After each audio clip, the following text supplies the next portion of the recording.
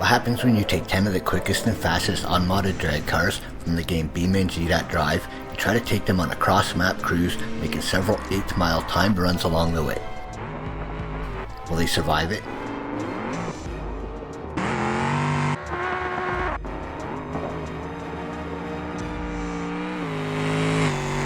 Hello everybody, welcome to BeamNG for the final 2 stages of the Shifts&Giggles West Coast Drag and Drive. Using 10 of the game's quickest unmodded drag cars, and starting at the West Coast Lighthouse, I've driven each of the cars across the map, making 6 1/8 mile timed hits before finishing at the drag strip.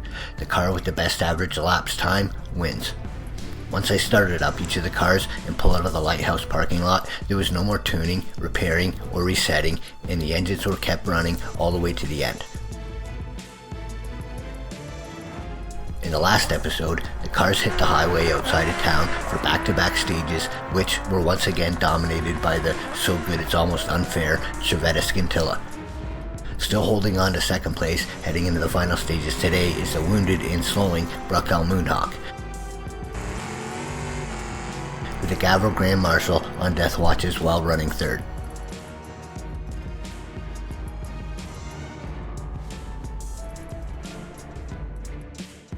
If you want to build any of these cars for yourself, you can. The entire builds are in the recent Fastest Drag Car series here on the channel. I'm using those very same builds here, but each car is now fitted with maximum 28 by 10 inch Grip All Pro drag slicks from Mio's Drag Parts that offer the best grip for the unprepped street stages and don't require hours of retuning the cars. If you enjoy this and find it interesting, hit that thumbs up to tell YouTube this is some good shit. If this is the kind of stuff you're into, subscribe to the channel for more. With all that out of the way, let's get right into it with the final 2 stages of the West Coast Drag and Drive. For the last 2 stages of this cross-map adventure, we're heading to the West Coast Drag Strip and kicking it off with the 10th place Chevette Bolide. With a twin-turbo 3.9 liter V8 on nitrous, the Bolide packs 1700 horsepower in quarter-mile drag racing trim. Out here it's been the slowest of the group, but this whole thing has really been about testing the endurance of the machines, and let's face it, we all know this Scintilla is probably going to win. How many cars can survive this, and in what condition, is what I'm more interested in, and in that regard, the Bolide is doing just fine so far, with no apparent damage going into the last stages.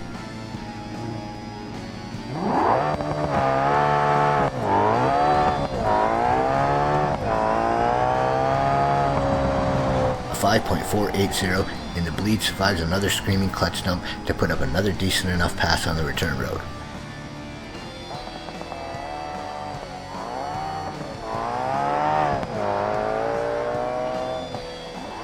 Since most of the cars here are limited to single 10-pound bottles of nitrous each, I've run lower amounts than normal in each of them in an attempt to both not kill the engines and have enough in the bottle to last 6 passes. Coming down to the end here, I suspected we would be seeing some cars run out, and I think this might be the first of those.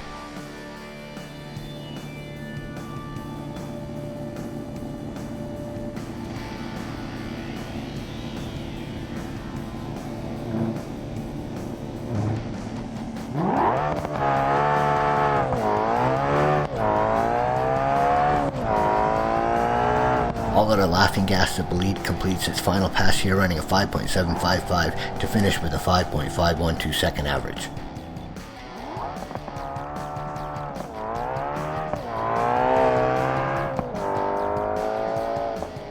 I really enjoyed driving this car throughout this. Dumping the clutch and going through the gears each time, just waiting for something to snap, was pretty fun. And to its credit, the Bolide came through all that just fine.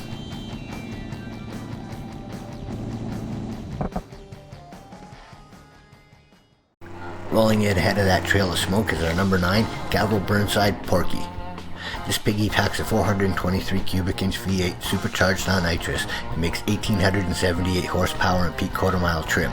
Porky's adventure has consisted of trying to take out a light pole on stage 1, followed by an excellent 5.081 on the bridge, which inflicted enough damage to slow the Burnside significantly through the highway stages.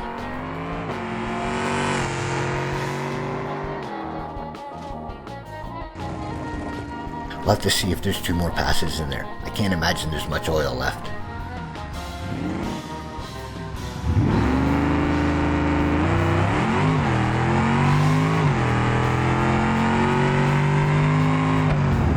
5.497 and the Burnside is still alive.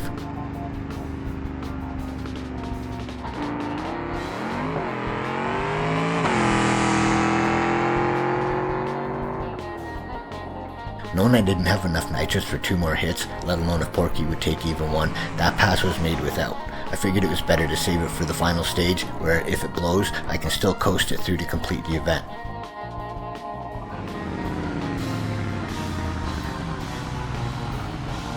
With the nitrous armed, let's see if Porky has one more pass in it.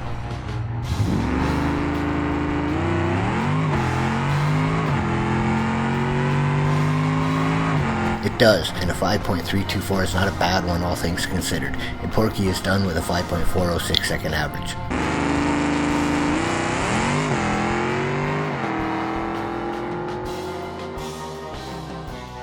I really enjoy the way this car launches. It did tame itself down some once it started smoking and losing power, but it was still fun.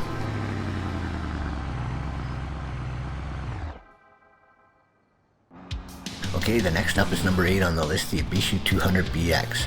This little thing comes with a tiny 2-liter inline-4 turbocharged on nitrous and makes just under 1500 horsepower in quarter-mile racing trim.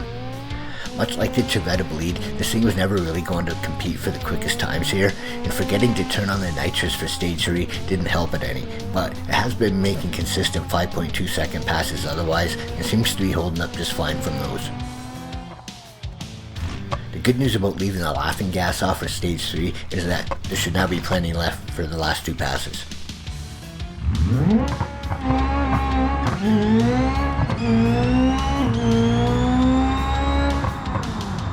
A 5.284 on stage 4 for the 200BX and still no sign of trouble.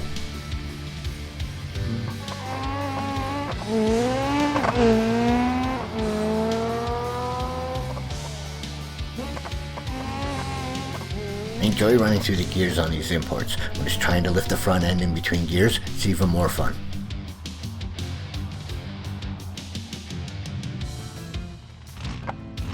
Not a whole lot to gain and not much to lose here. Let's see what the 200BX has for the final stage.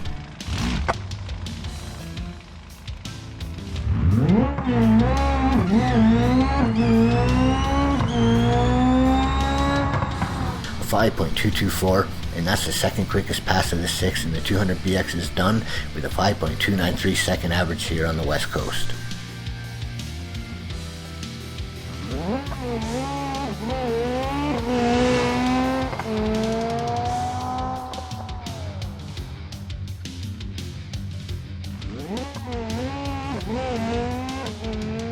Like I said, this was a pretty fun car to drive, and I'd kind of like to see what it could do if I give it a little bit more time and tuning. Rolling into the track in front of a trail of smoke is our number 7, the Gavril D-Series. This D-Series has a 6.9 liter V8 supercharged on nitrous, makes over 2,000 horsepower and quarter-mile racing trim. To this point, the pickup truck has been one of the least exciting vehicles in this group. It's made a string of consistent but boring 5.2 second passes before finally taking some damage driving into the tunnel on stage 4.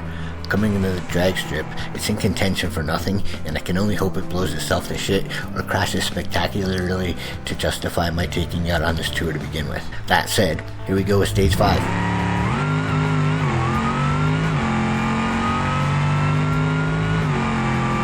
A 5.424 for the D-Series, hurting its average with one more stage to go.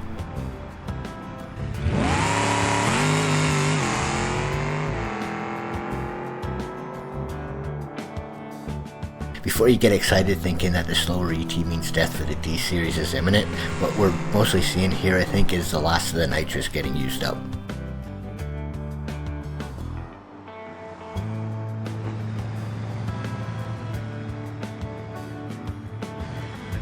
One last pass for the pickup.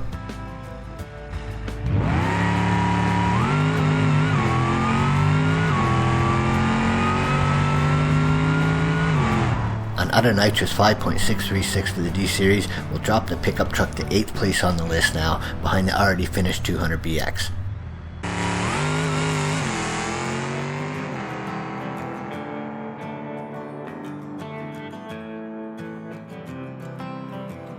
As boring as it was to take on this, I am impressed that the truck lasted all 6 stages. A coming into this, I would have guessed that it might struggle to finish. Sorry, I was wrong. Coming out next is the number 6 in the 5.0 livery. It's the Bruckell Bastion. With a 6.5 liter V8 twin turbo and nitrous, this thing can make over 2100 horsepower in quarter-mile racing trim.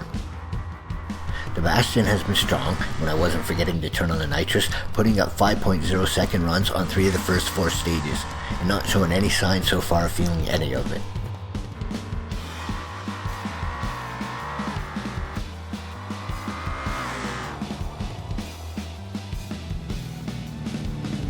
While it would take a miracle to make it to the top of the list here, another position or two is not out of the question. Let's see what it has for the return road.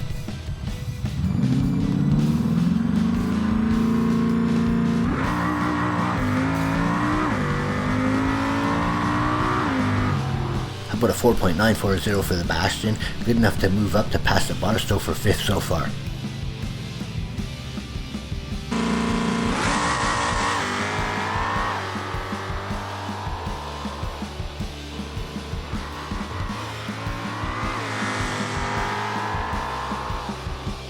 You would likely never guess that that pass was as quick as it was just from watching it. Okay, one final pass for the Bruckell Bastion coming up.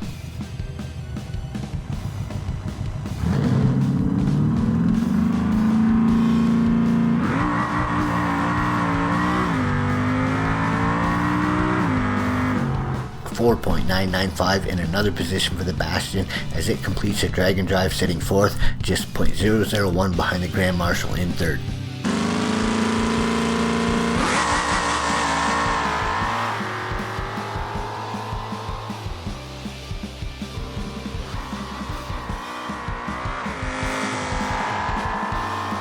This is one car that I fully expected to do well here. The Bastions are usually pretty tough, reliable, and fast. This one lived up to that. Next up, now sitting in 6th place, is the Gavril Barstow. With a 423 cubic inch V8 supercharged on nitrous, the Barstow makes nearly 1900 horsepower in quarter-mile racing trim. The soft launches are accomplished by holding off the nitrous until halfway through first gear in order to not flip the car over. This works pretty well on the street, as the Barstow has put up a string of good consistent passes, coming in with a 5.11 second average through 4 stages. This thing doesn't seem to be any worse for the wear that's been put on it so far, so that's been a pleasant surprise. Let's see how it does on the return road.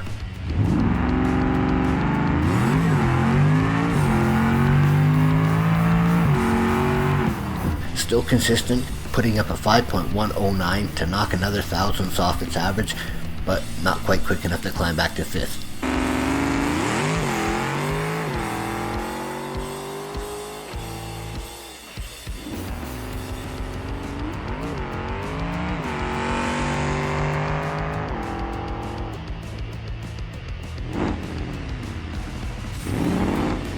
Okay, on to the final pass of the event for the Gavril Barstow.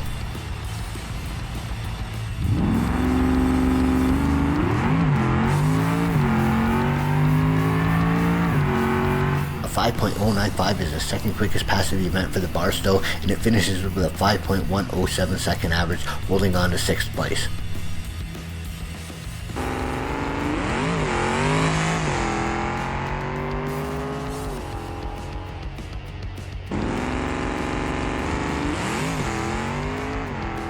These older cars tend to be a little less reliable than the more modern stuff, so again, I'm happy and surprised to see that the Barstow made it through.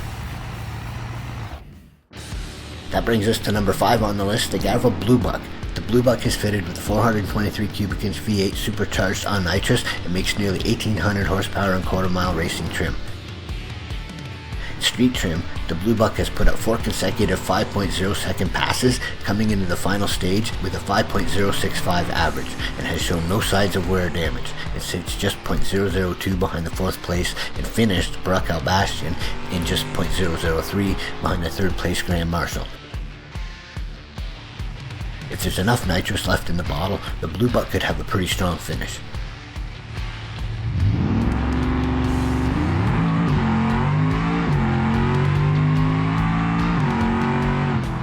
breaking the string of 5 O's with a 4.994 second blast, moving up 2 positions to 3rd. The Blue Buck is now within striking distance of the now hurting Moonhawk with 1 pass to go.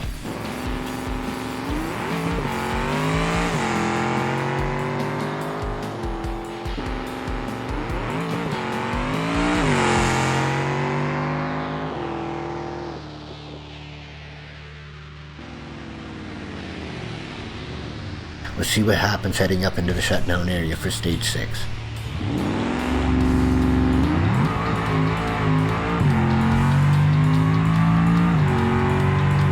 .050 changes nothing.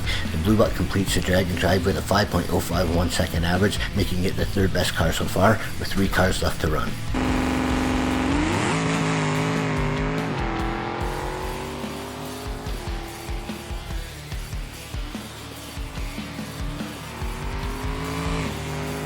If you asked me coming in, I wouldn't have given the Blue Buck much a chance of finishing this whole thing, but with the right tune, this car came through pretty well. Rolling in next, accompanied by the noxious smell of burning oil, is the 4th place Gavro Grand Marshal. The Grand Marshal runs a supercharged 6.9 liter V8 that makes over 1800 horsepower in quarter-mile racing trim. This is the only car in the group that can't run any more than trace amounts of nitrous oxide without blowing itself to shit, making it the only car that's not using it at all, and the only car not at risk of running out. Things went pretty well through the first few stages, but by the time the car rolled into stage 4, problems set in and it showed in the results. Little hope of this thing improving. We're really just watching to see if it survives.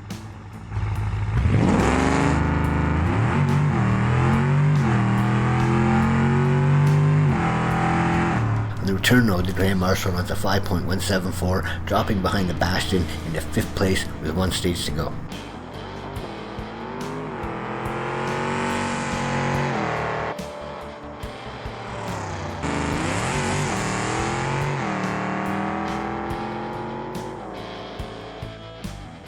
To its credit, that run was better than the previous pass going into the tunnel. One final pass for a smoking taxi cab.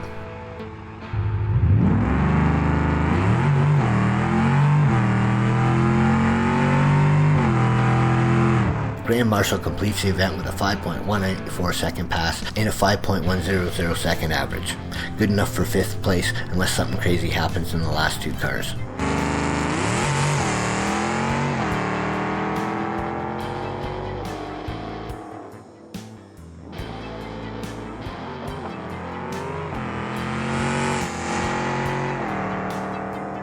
As fragile as this thing is normally, I'm surprised that it actually survived all 6 stages. And kinda disappointed. I was hoping something would have blown up by now.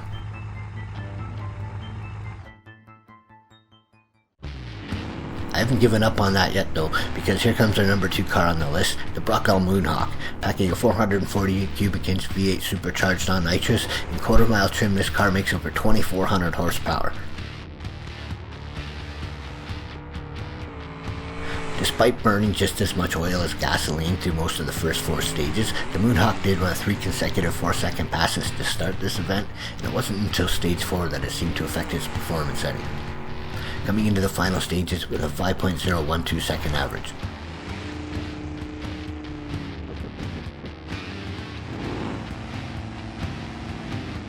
Let's see if the Moonhawk's got a couple more in it.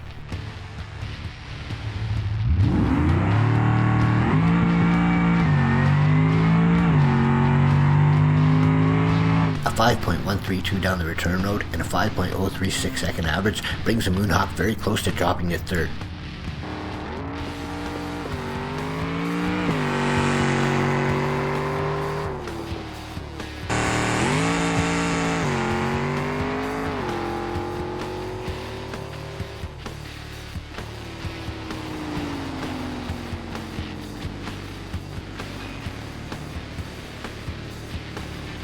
Well, if we're going to see one blow, this is likely the last chance.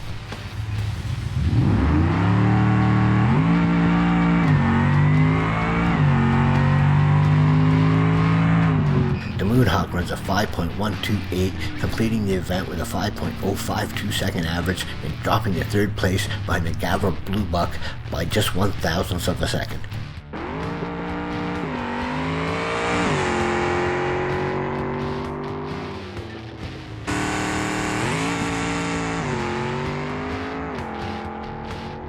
Given how long this car has been burning up its own oil, I'm very surprised to see it finish this thing, and kind of disappointed.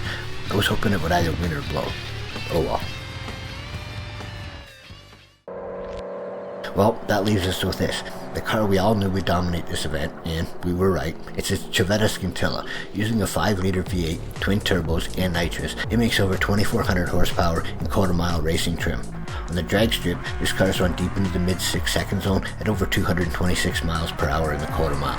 Through the first 4 stages, this Scintilla put up 3 passes well into the 4 second zone and comes in with a pretty tough to fuck up 4.902 second average with 2 passes to make. Let's see if anything exciting happens on the return road.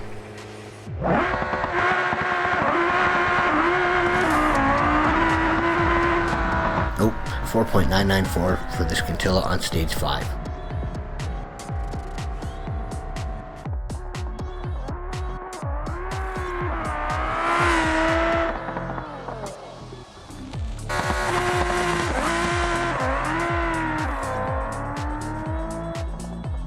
Another clean pass for the supercar with 1 pass to go.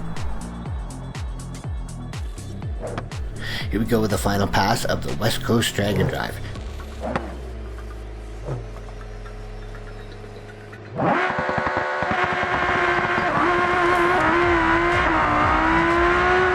For the event win, this Chevette Scintilla runs a 4.824 and takes the crown with a 4.904 second average. The best of the non-supercars here was the Gavra Bluebuck, followed by the Brockwell Moonhawk hanging on to 3rd.